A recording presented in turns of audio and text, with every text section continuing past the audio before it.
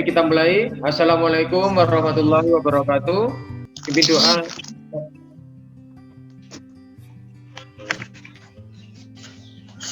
Ayham. Kemudian, Baiklah teman-teman, sebelum kita memulai pembelajaran hari ini, mari kita berdoa bersama agar diberikan kelancaran oleh Allah. Berdoa mulai.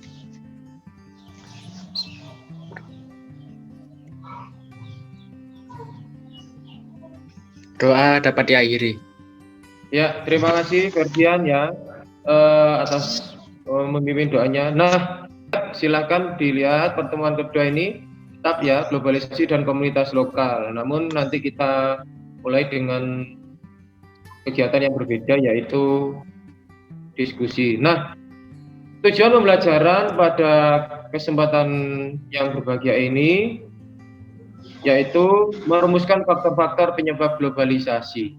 Semua kita lakukan dengan penuh tanggung jawab, disiplin, kolaboratif, kompetitif, kritis, dan problem solving ya, serta mengedepankan dan itu semuanya ada linknya, nanti kalian baca terus kemudian nanti itu untuk bahan untuk diskusi. Untuk lebih jauh menjawab dan memperdalam pengetahuan kita tentang faktor penyebab dan pendorong globalisasi, kita akan mempelajarinya melalui model pembelajaran problem based learning. Ini adalah isu 1, isu 2 sampai nanti isu 5. Ini kalian pelajari. Ya, silakan 5 menit dimulai dari sekarang. Sudah kalian lihat bersama? Jawab. Halo, ini masih lihat Pak. Masih lihat. Ya sudah, nanti tetap ini saja sambil lihat kan belum habis, tapi nanti untuk mempersingkat waktu langsung saja nanti kalian menjawab pertanyaan dari video tersebut.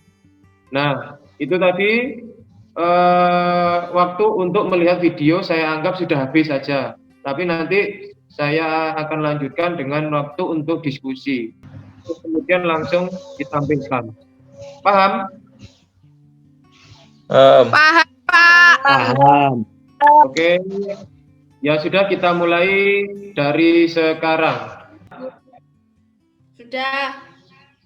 Silakan tampilkan slide-nya kelompok 5. Saya jadikan host dulu. Silakan tampilkan.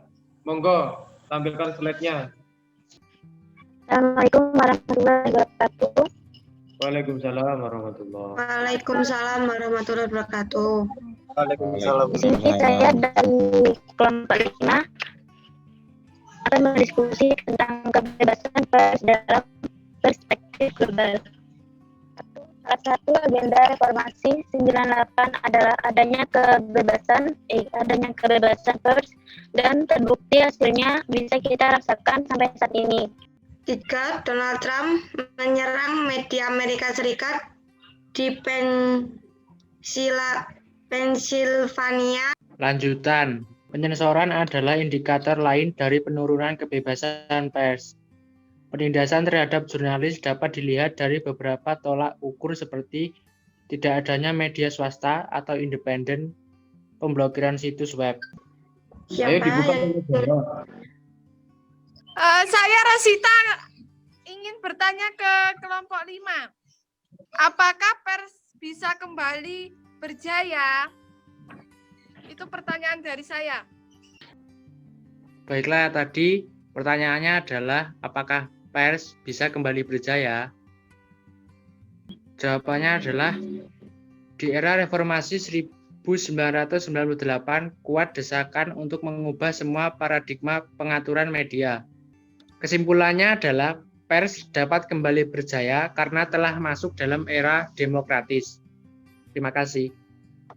Ya, itu tadi bagus sekali jawaban dari kelompok 5 sudah menjelaskan sejarah ya pers itu kenapa mereka meyakini kenapa kembali berjaya karena di era tahun 98 itu ketika sebelum 98 itu masih terbatas oleh Orde Baru yang pers itu tidak bisa bebas. Nah, ketika ada reformasi dan sekarang masuk era demokrasi atau demokratis, Ternyata pers mereka kelompok 5 ini meyakini bahwa pers itu berjaya. Saya bertanya, sejauh mana agenda reformasi berjalan dalam hal pemenuhan hak-hak dasar ekonomi?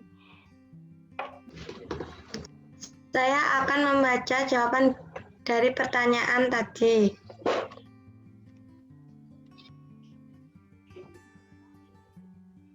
Reformasi dapat tercipta karena orang-orangnya menginginkan pembaharuan di berbagai bidang. Baiklah, kesimpulannya adalah reformasi saat ini sudah dapat terlihat membuahkan hasil, yaitu dengan membaiknya kondisi sosial ekonomi pada masa demokrasi seperti sekarang ini. Terima kasih. Apa pasti ada dampak negatifnya? Kira-kira apa dampak negatifnya?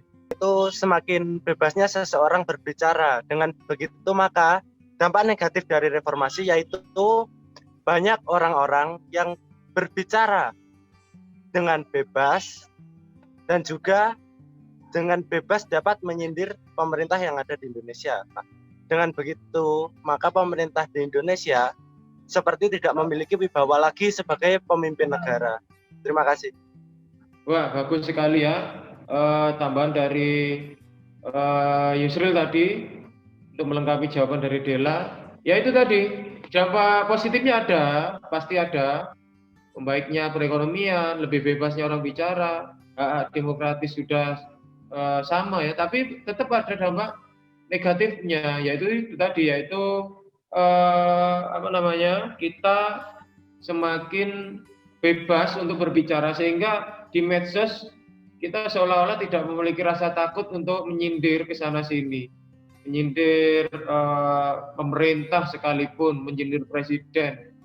Kalau bahasa kita itu ngelok nih, itu tidak takut. Karena apa? Karena kita merasa bebas bicara. Tapi jangan demikian ya, anak-anak sekalian, kita harus membatasi diri. Baik. Sekian dari kelompok 5. Assalamualaikum warahmatullahi wabarakatuh. Waalaikumsalam warahmatullahi wabarakatuh. Tepuk tangan dulu yang pria. Ya, tepuk tangan.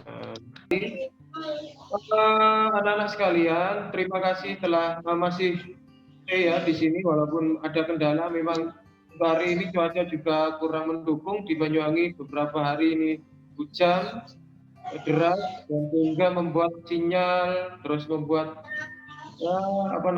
ini semua menjadi terganggu. Tidak masalah, itu memang tidak bisa disalahkan. Baik, kita nanti kalian setelah kalian membahas ini tadi, kalian membuat video TikTok. Paham apa tidak? Paham. Ya. Paham, Pak. Terus kemudian membuat video, terus kemudian nanti dikumpulkan ke saya. Nah, setelah itu nanti kalian ada tes atau ujian yang itu nanti untuk dibandingkan dengan nilai sebelumnya.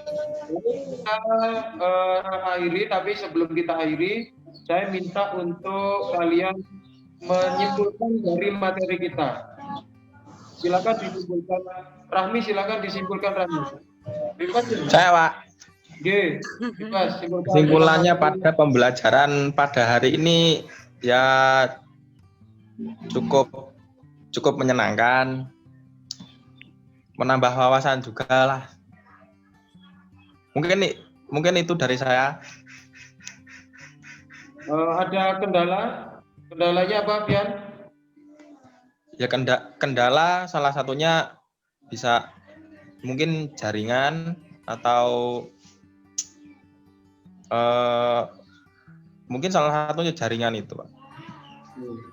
Bahwa globalisasi bisa mempengaruhi ekonomi dunia, dapat merubah ekonomi dunia gitu, Pak. Iya, boleh. Kita lanjutkan ya, bahwa globalisasi itu memang dapat berpengaruh kepada perekonomian dunia. Ada yang berdampak baik, kurang menyenangkan. Ya, seperti kita ini termasuk dampaknya kurang menyenangkan karena dibatasi ya. batasi. Tetapi di satu sisi, di sisi lain kita juga diuntungkan itu lebih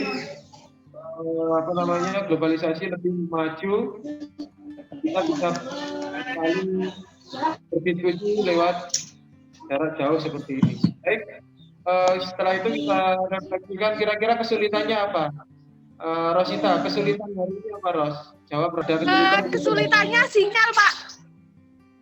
Sinyal lagi ya, sinyal, terus mungkin karena cuaca ya. Sinyal, Pak, sinyal. Cuaca, sinyal. Ya itulah. Keluar loh Pak dari Zoom. Lempar-lempar ya. Connecting terus. Ya, itu masalah bersama. Ya sudah. Oke, jangan lupa nanti mengerjakan tugas ya. TikTok, Pak. TikTok, terus tugasnya nanti di Google Form. Bisa dipahami? Jawab. Terus masukkan seperti ini, kalian diskusi terus presentasi, itu maksud saya, bukan TikTok yang joget-joget itu, jangan, bahaya nanti. Paham? Angkat jempol kalau paham. Ya, Paham, Mak. paham. Kita sudah berapa jam ini? Ya wes, kita bisa akhiri. Seru loh, Pak. Diucapkan terima kasih kepada Bu Tika, Pak Heri, Pak Hartomo, ya, ucapan terima kasih. Terima kasih.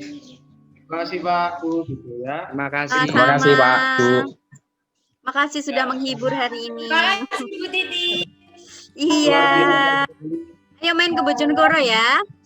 Deket loh Banyuwangi sama Bojonegoro. Dekat. Dekat di hati maksudnya. Kalau jarak tempuhnya jauh.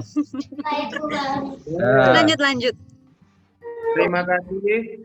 Terus kemudian sekali lagi tetap semangat, jaga kesehatan di tengah pandemi ini. Jangan lupa mimik obat yang vitamin yang banyak. Jangan sampai sakit Iya. sedikit. Nanti kalau sakit corona, ya. Jadi seperti itu. Mari kita tutup. Sebelum kita tutup, silakan berdoa dipimpin oleh Pian. Silakan Pian, dipimpin doa Pian. Oke teman-teman, sebelum kita mengakhiri pembelajaran pada hari ini, alangkah baiknya kita berdoa terlebih dahulu. Berdoa, mulai.